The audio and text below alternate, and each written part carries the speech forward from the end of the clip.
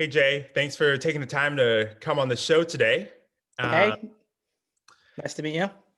I first kind of became familiar with your work from your blog, Dimensino, which is a really cool overview of kind of the NFT crypto space. I'd love to hear about how you got kind of interested in crypto and kind of your background. Yeah, so I guess current Dimensino is a vertical on my blog at the moment. It's a series that I'm writing. How did I? So I'm a writer and a strategist during the day, basically, and I work primarily what I like to call hybrid environments. So that's both people, software, and the environment sort of thing. So that when those three things combined, you kind of get a hybrid environment. And my background originally was in HR tech and like people consulting, I guess, using data for large organizations. Then I went freelance about 3-4 years ago. So I've been doing like biz ops stuff with various companies doing strategy and stuff like that.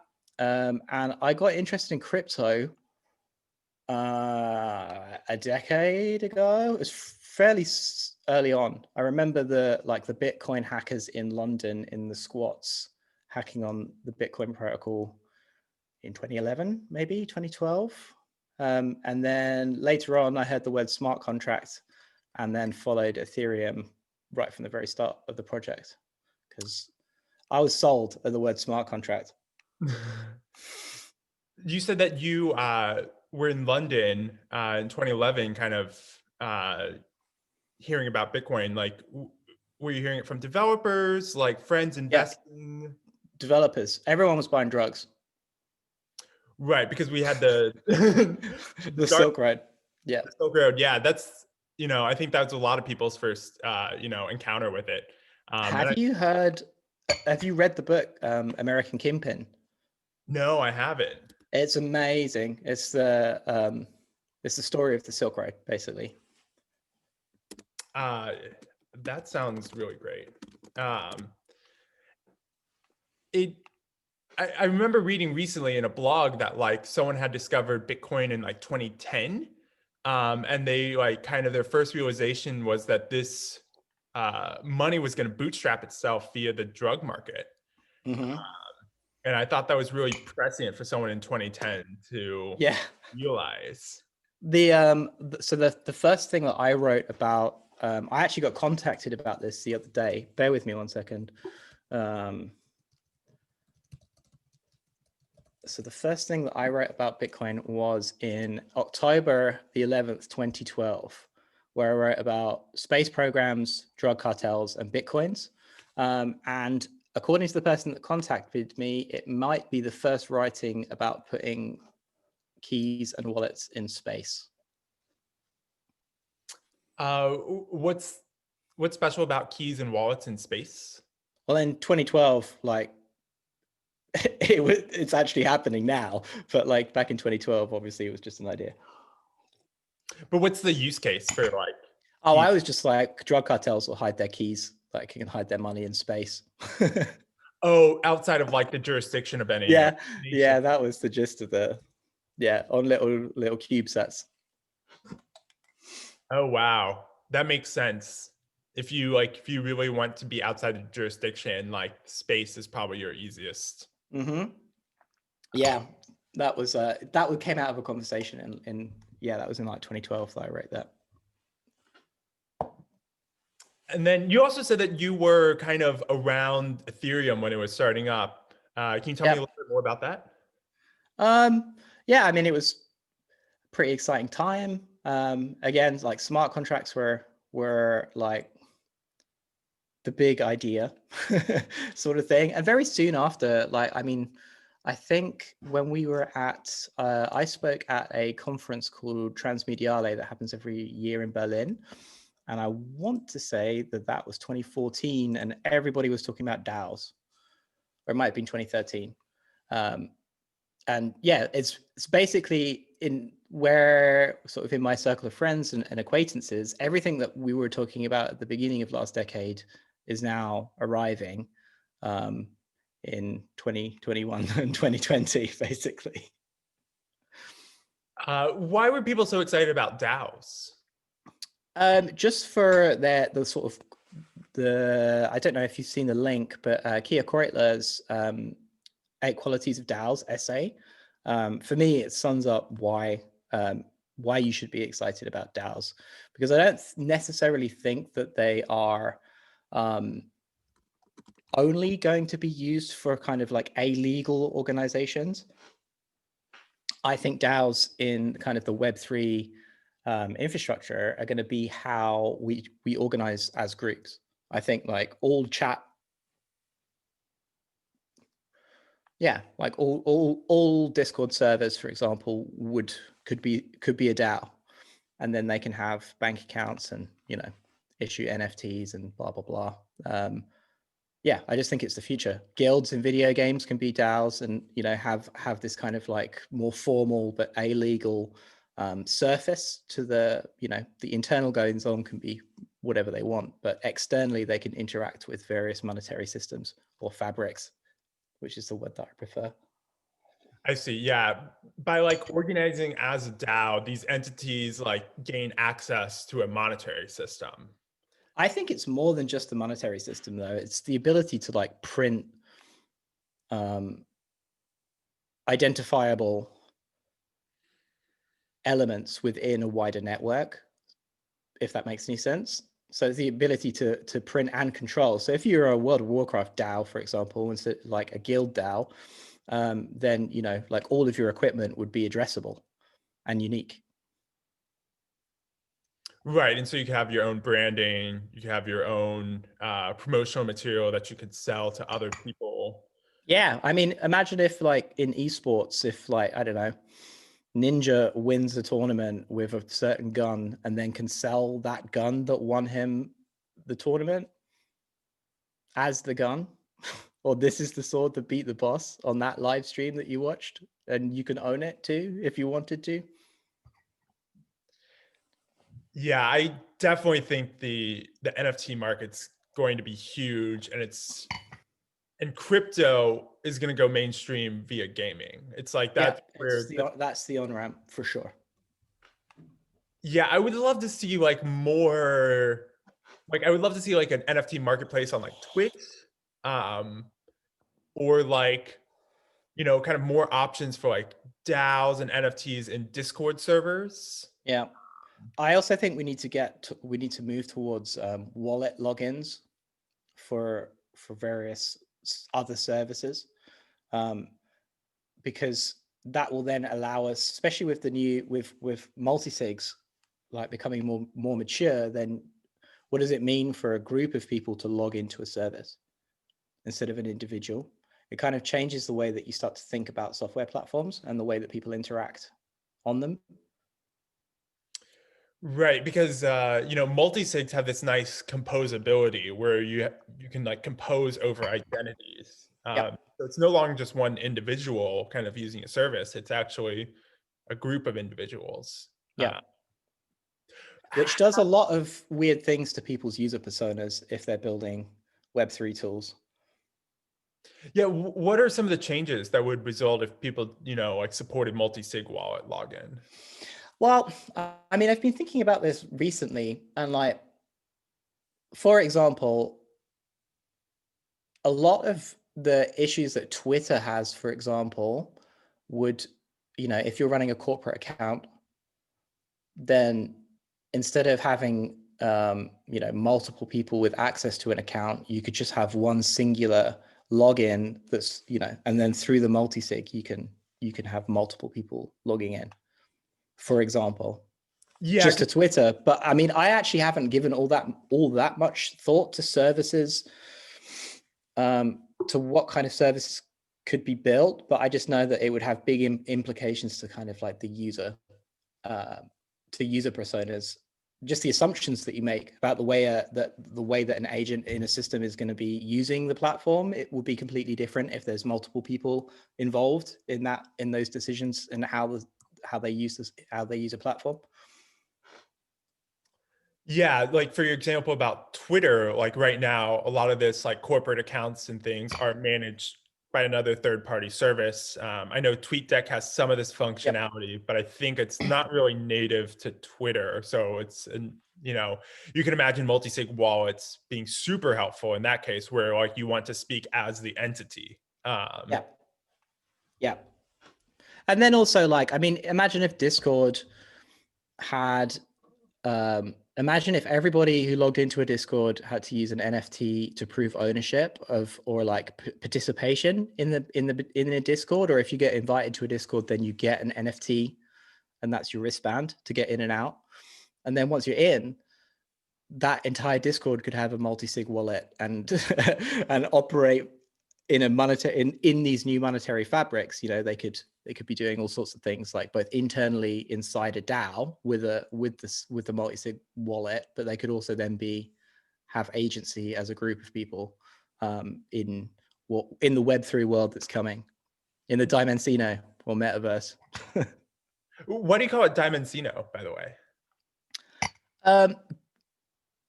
So I don't mind the term metaverse, but it's all a bit Snow Crash. Do you know what I mean? Snow Crash is a little dystopian, so people want to. Yeah, and also like people object to it because it's the word that everyone's using at the moment. And I thought you were going to ask me this, so I haven't actually written about this on the blog yet, but I've got a quote. So I read this book when I was a kid, and it's called Time is the Simplest Thing by Clifford Simak. And it's a really old sci-fi book, but in it, there's this entertainment system that was given to humanity by aliens. And I'm going to read you what it says about it in the book, because this is why I've called the blog series Dimensino.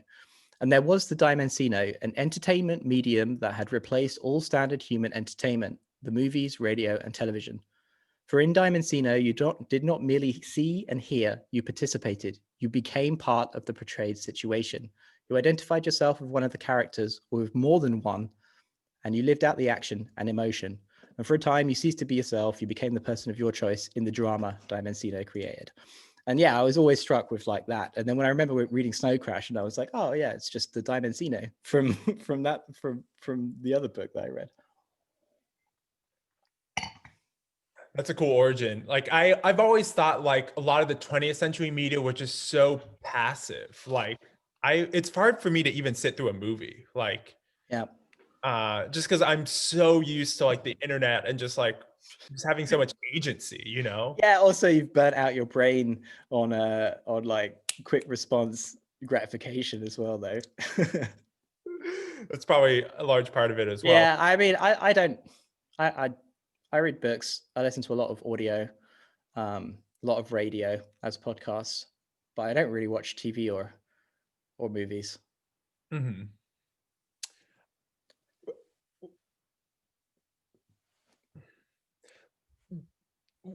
How do you feel like the metaverse is going to come about, or this Dimensino? Like, what are kind of like the early signs of it today? Like, who are going to be the major characters? I know you've talked a lot about like Epic Games on your blog, you know, obviously Discord as well. But I'd love to hear a little bit about how the metaverse is going to come into being. Well, we can use the term maximalist. I'm not a metaverse maximalist, you know. There are those that think that there's going to be one company that's going to win, like as if it's some sort of platform war, like VHS or Betamax. Do you know what I mean? It's like some sort of like Unity versus Unreal Engine, like battle that's happening, that everybody, but it's more of an unseen format war. But I don't necessarily think that that's going to be the case. I think rather than saying the metaverse, it's like which one and whose. And I think that people will be building virtual worlds that have different qualities. And the reason why you go to those places is because of the different qualities that are available to you, because it's literally realities. But at the same time, my friend Cade, who is the founder of New Design Congress, he uses the term para-real rather than metaverse. Because, and if you start to think about like online spaces as virtual or synthetic worlds already, then Twitter is a virtual environment that has certain qualities and it makes you feel certain ways, and so does IRC and so on and so forth.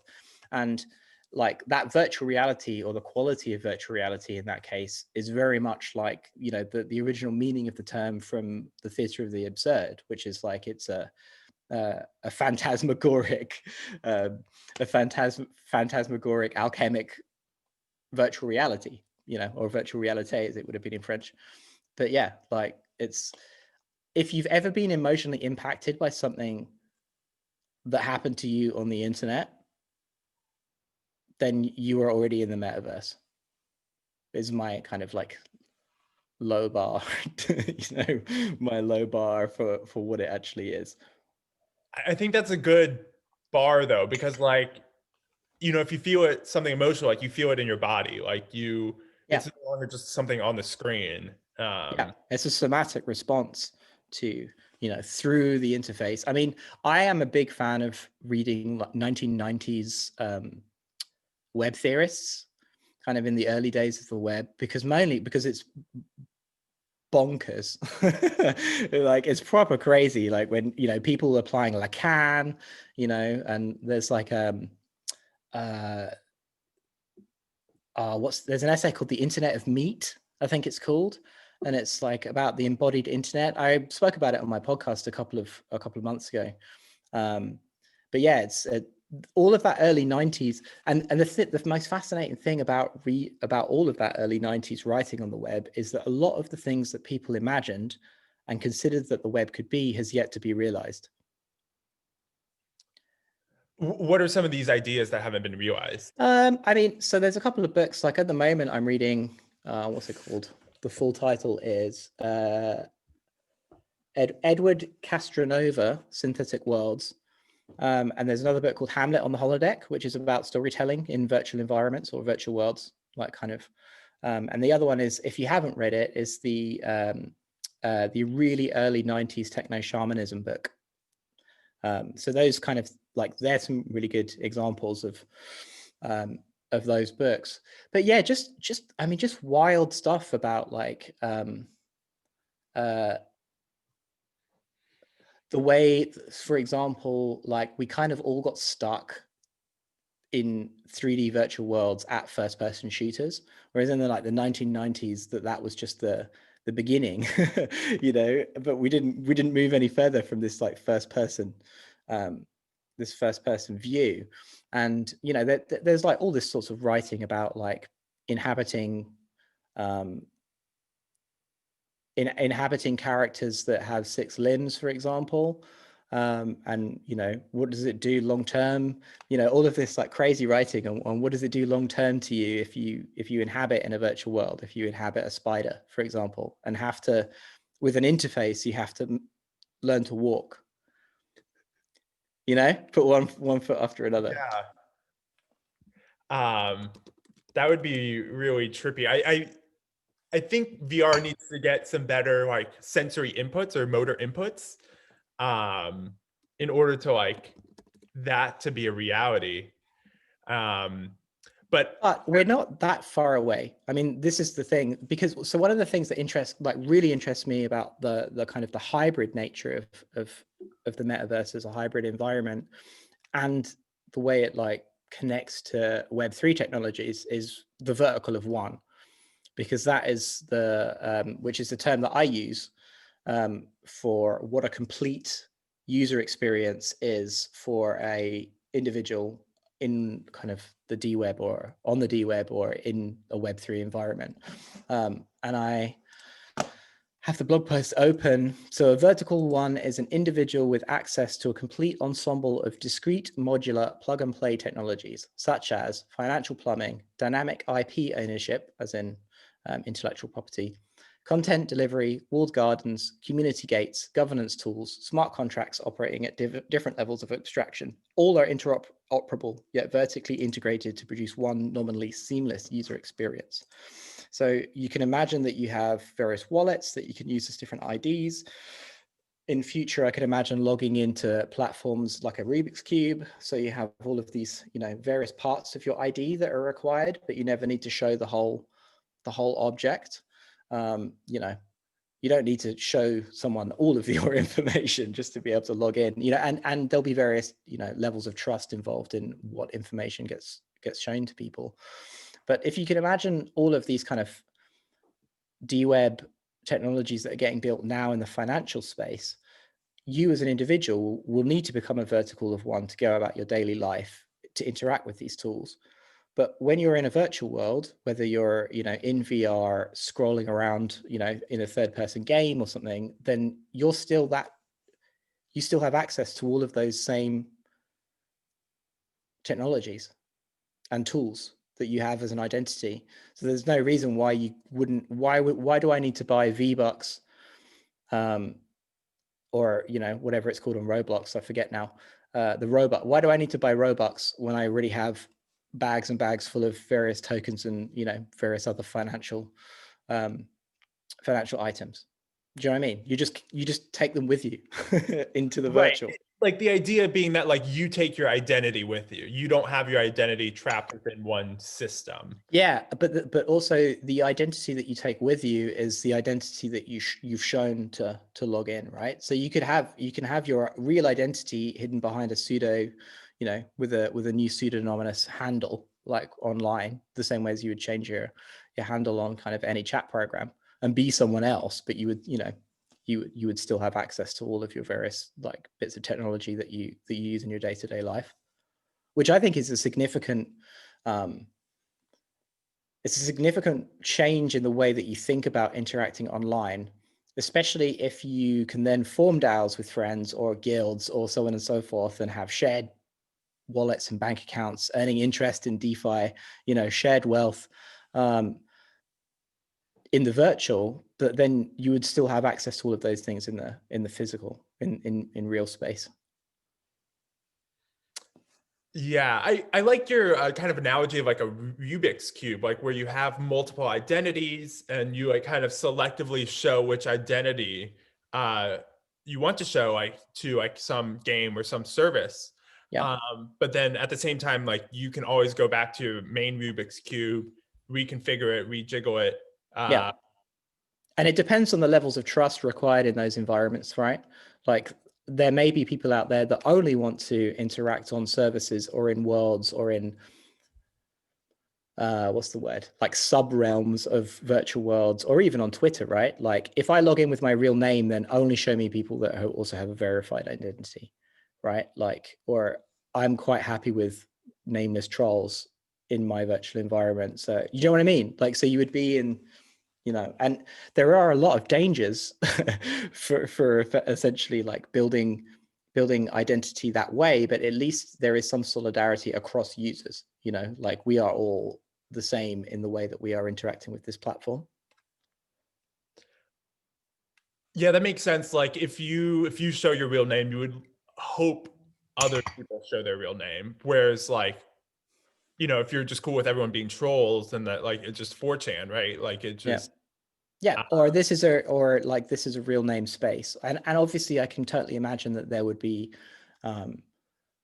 like local government, for example. If you're interacting with the local government, then it would be real name and address, or at least proof that you're paying taxes or whatever, you know what I mean? Like that's how you would. And it depends on what levels. This is what democracy is for, to figure all this out. Like what level of information would your local government want if you were complaining that the bins hadn't been collected, for example? yeah. At the moment, I imagine if I was to contact my council, they would want name, address. Yeah, probably name, address, and phone number. But like, if I could prove that I was paying my council tax, then would they need any more than that? Because ostensibly that's all they need. It's just like, because that's what it comes down to, is like you're a customer of the government in this case, and you are complaining that a service hasn't been fulfilled. Yep. That makes sense. I mean, the thing is, I have had quite a few arguments with people because a lot of people wish the metaverse to be a clean break from the internet that we have today. But it's not going to be. It's going to be like Twitch and like Discord and like Twitter. I think there will be on ramps, but I think those services might get, people leave services all the time for better services, right? But I think that the clean break in the metaverse is actually DWeb and Web3 technologies.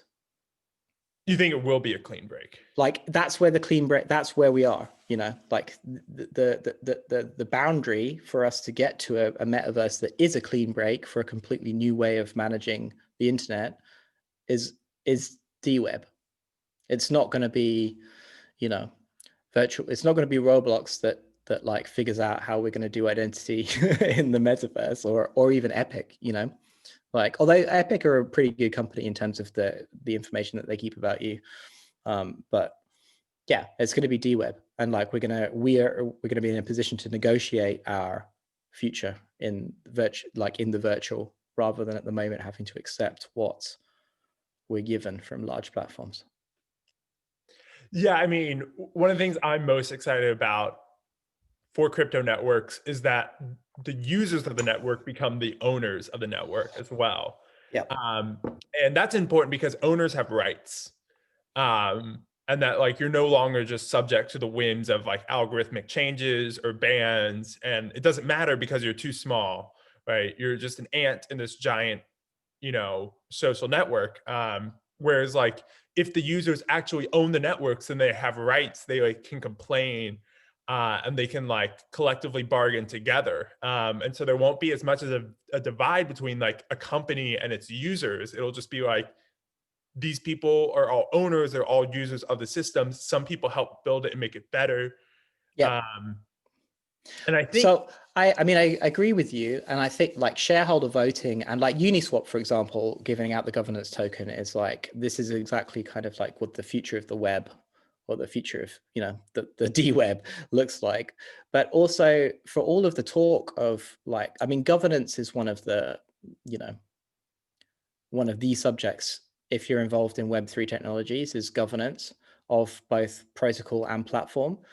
But I have yet to see a DWeb native platform that actually has useful tools for debating and organizing. I mean, there are some services like Snapshot, I think it's called, like that does governance proposals and voting off chain. Yeah, I mean, I want to see. I mean, there's all sorts of tools that we could be playing with, though, right? You know, there's like Lumio, for example. They have all a suite of tools. They've been doing like non-hierarchical organizing for years, and they have a whole suite of tools. You know what I mean? Like, we're going to have to prototype it all and probably like prototype it all off chain first. But I still haven't seen any really interesting projects that go beyond proposals and kind of simple governance voting. Like, yes, we should work on this particular platform enhancement, you know. Like, what are some other ways you want to see like services help groups or DAOs organize? So, I mean, if you go beyond, so imagine if you're just at work or you're in an organization and then you have all sorts of things that go on the day to day that get logged, which aren't necessarily, you know, nobody votes at a meeting, but tasks are distributed, and you know, people come away from those meetings with things to do, right? Mm-hmm. And we, you know, if you work in software, then it'll be on the Kanban board, stories and blah blah blah that will get assigned. But I haven't yet seen a way of making those decisions completely remotely. Like, what does it mean to have like Discord, like have a Discord chat channel where everyone's anonymous, where then they can take items of things to do from the chat essentially, and then turn them into items to do on a to-do list, which then have, and each of those items could be have its own token, could be an NFT. And then those NFTs are always like there within the DAO system, you know. And yeah, I just want to see like, this is the kind of like seamless or integrated technologies that I think that we need to be thinking about, like that kind of go beyond. I honestly think at the moment, we are in a case of just like we're still plugging bits of technologies together. But yeah, we need to go way beyond what we're doing now, because like there is so much possibility in having like NFTs being addressable within a network. Like every entry in a database is addressable, but like most of the time that sort of thing isn't exposed to a user. Like a GUID on a particular item or whatever. But like and then what new kind of UX and UIs can we build on top of fully addressable content within an organization, for example? So I was rambling, but like, yeah. No, I like the idea of like, O of one addressability kind of on all of these things, right? Like database records are like addressable, but it's not really exposed to the end user. But if like you elevate all of these things to the if you own the platform, right? Like within reason, you should be able to see almost all of it. Right, because the thing with blockchains is that there is no root user. There is no one to like keep you out.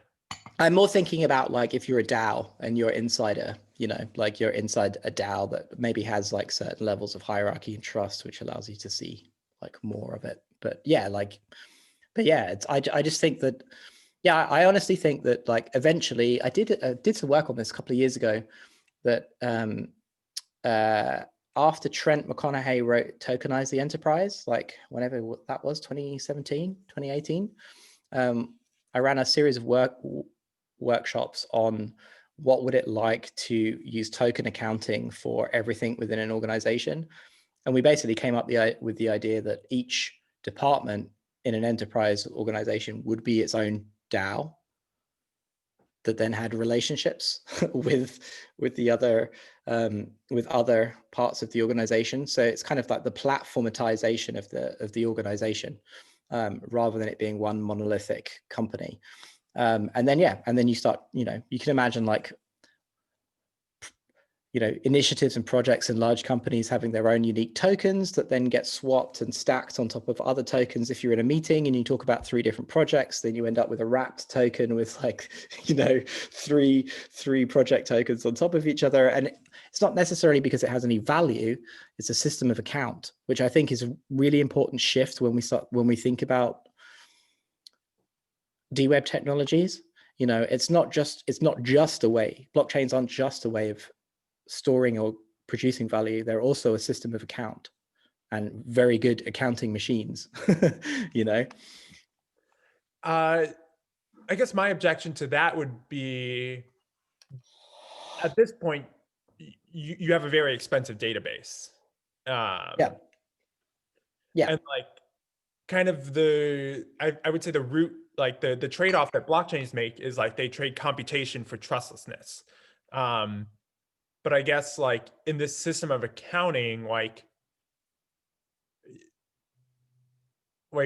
how does the blockchain help like make these DAOs more efficient? To me, it seems like a heavy tool to use. Yeah, I agree. Which is why it was all like speculative workshop stuff that we were that we were doing. But I think we'll probably see something like that. So for example, like if in the future, like let's take a different use case. I wrote about this about permissive IPs. So imagine if you were a group of people that play D&D and you've created your own world, for example. And that world, you decide as a group of people in a Discord that you're going to produce a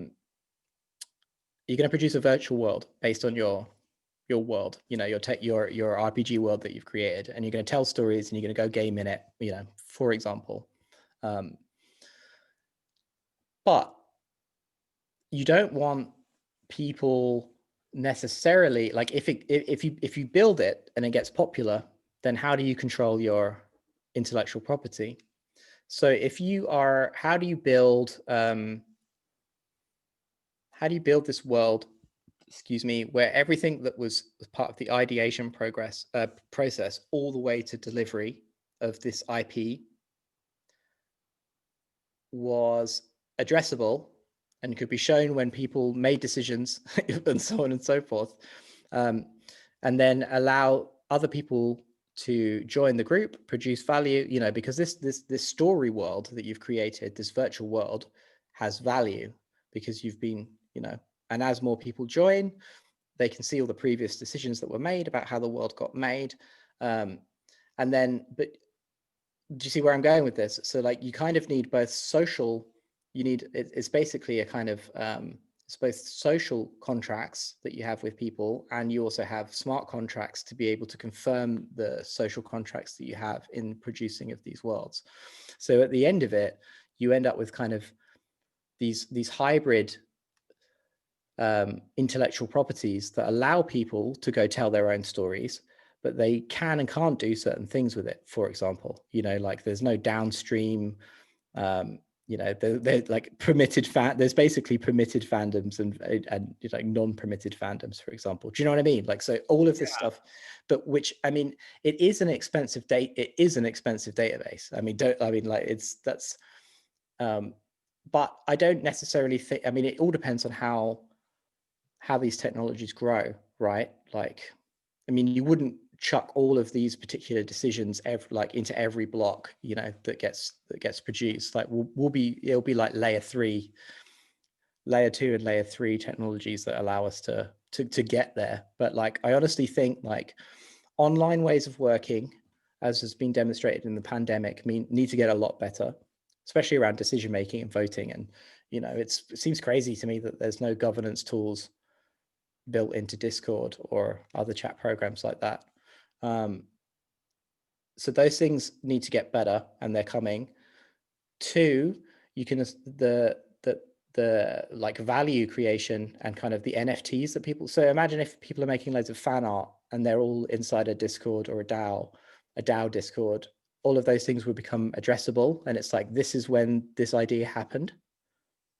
You know, someone invented this, and this is the artwork, and the provenance of it will always be this particular artist and their, you know, and everything downstream of that particular idea will be logged because it will have some sort of two-way relationship with all of the content that comes after it. Right. So, and this would be helpful, especially if you want. Oh no! If you create, what's up? You've crashed my end. Let me rejoin the meeting. Try that. Yeah,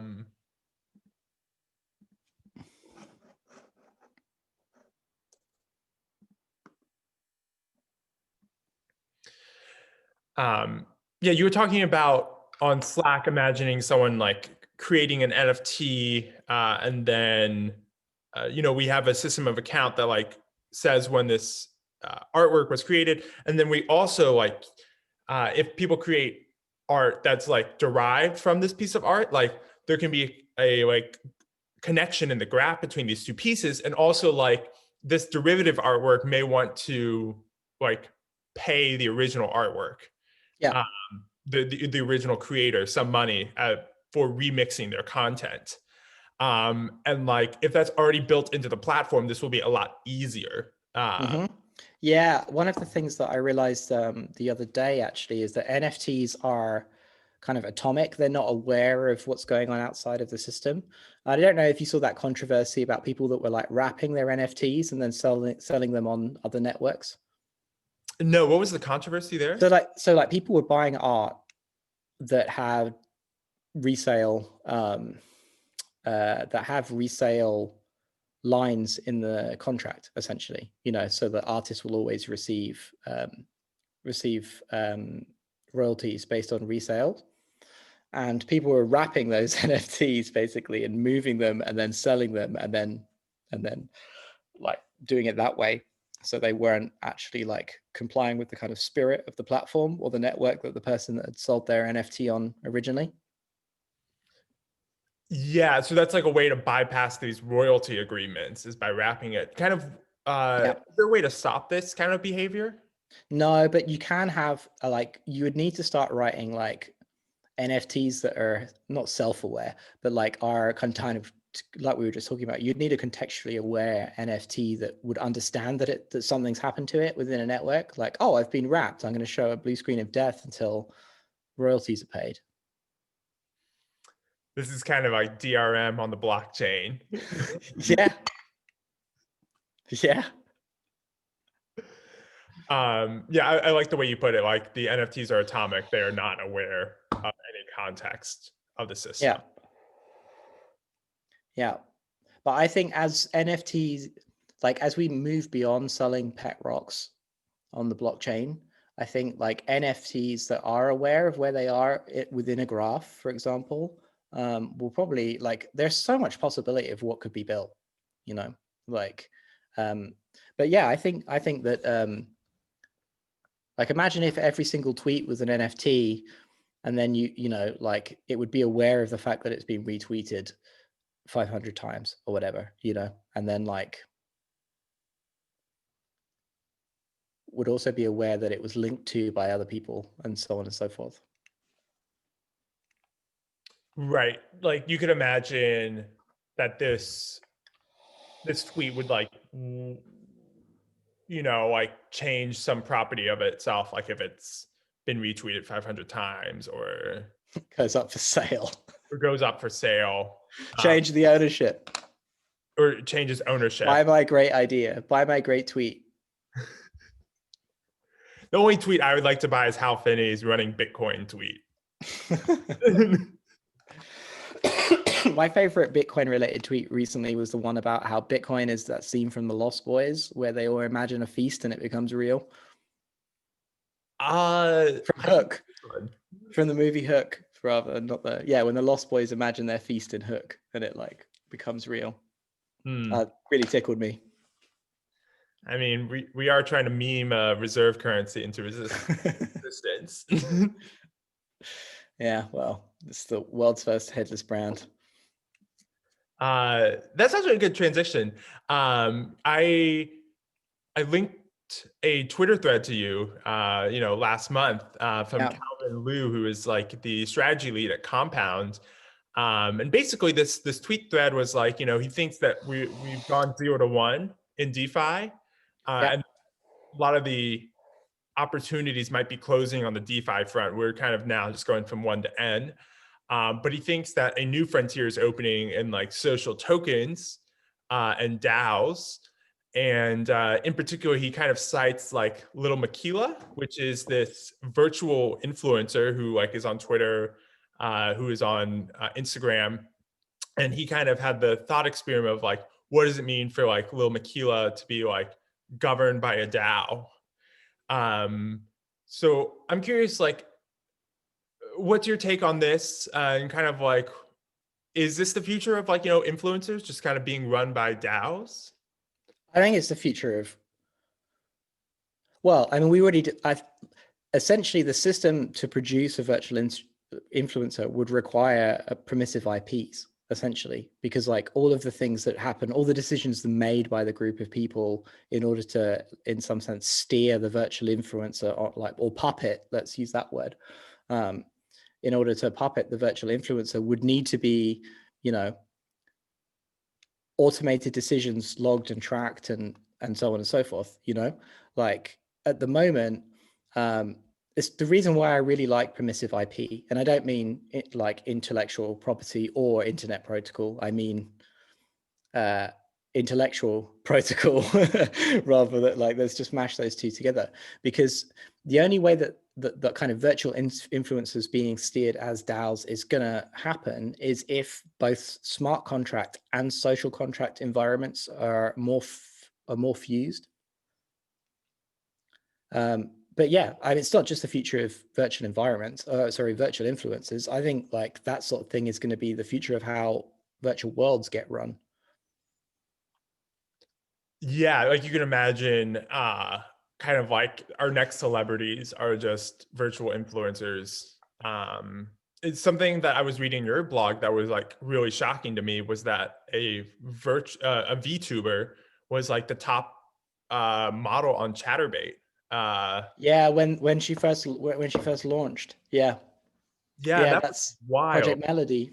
And a really interesting stat that I saw the other day is that on YouTube, I think I can't remember the stat off the top of my head. I'd have to go looking for it, but it's something like 6 out of 10 of the top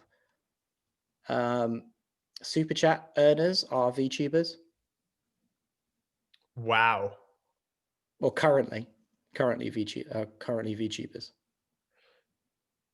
That's really impressive. I mean, it's also novel at the moment. Like, so it you is think maybe novel. that's why it's getting so much attention?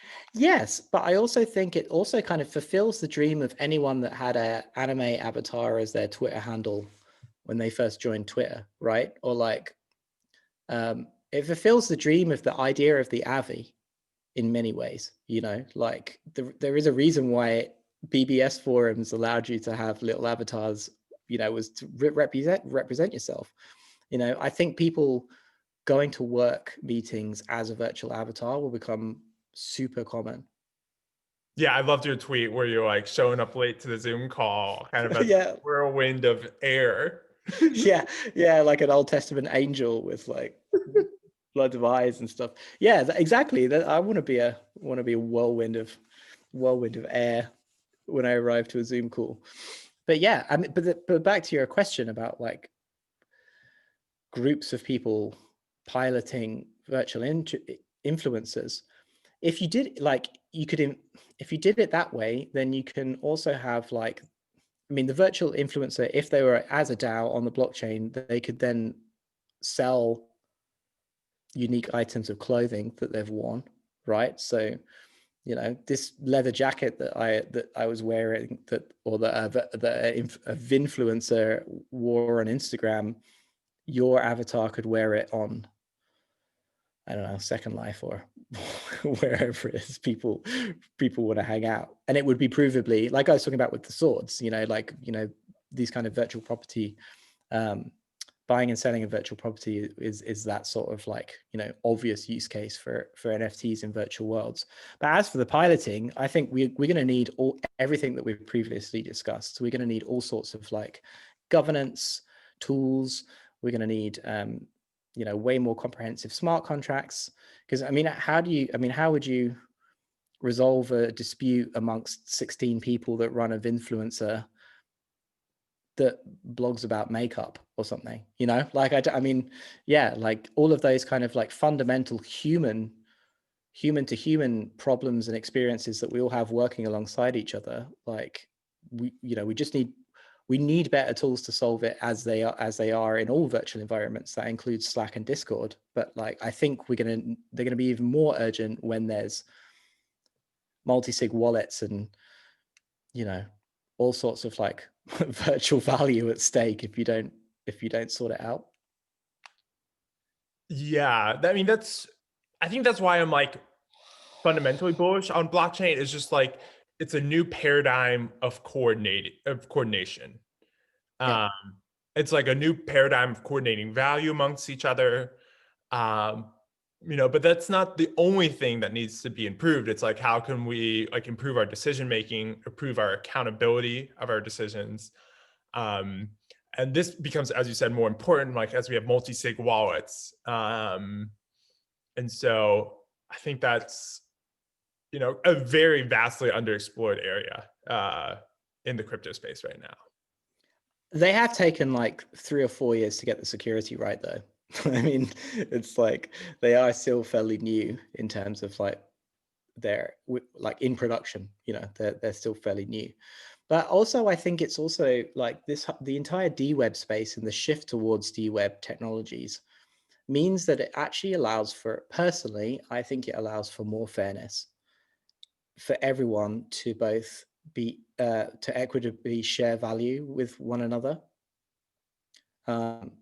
And yeah, and I think that's why it's quite important and why I'm quite bullish on the integration of kind of Web3 technologies with chat programs and, you know, What do you say? places where people hang out. Why do you say it increases the fairness of equity? Um, because, for example, it will, if we move to this sort of environment, then I think the people, well, let's just exclude the finance side. Like, let's exclude the finance side of crypto at the moment, like as we're speaking about at the moment. But I honestly think that the people who have interest in this space are interested in justice, equitable distribution of power, at least in the spaces that I hang out in crypto communities. They're certainly non-racist. You know, like I think it's not, I mean, it's not a panacea. We're talking about building software, but like, I do think that like, as the paradigm shifts and we have more and more, we get used to playing and having different identities online, I think like things will become different, and hopefully for the better, or at least that's what I believe. Yeah, kind of what I'm thinking about is like right now the internet's kind of controlled by a few mega corporations, but they're not even the ones who are making the content. Yeah. And like if you know, if we're able to distribute some of this decision-making power to the network and to the users of the network, I think it'll result in much better services, honestly. Just I think, Yeah, they will certainly become more equitable for sure. right. Just like people won't feel like they have no value or no input into like how a network changes or is governed. So I think that's another big win. It's a big change as well, like a really big change for how we interact with each other online when we all have a stake in the particular platform that we're interacting on. Right. It like encourages an owner mentality. Like it's everyone's aligned economically, and they have power in the network. Yeah.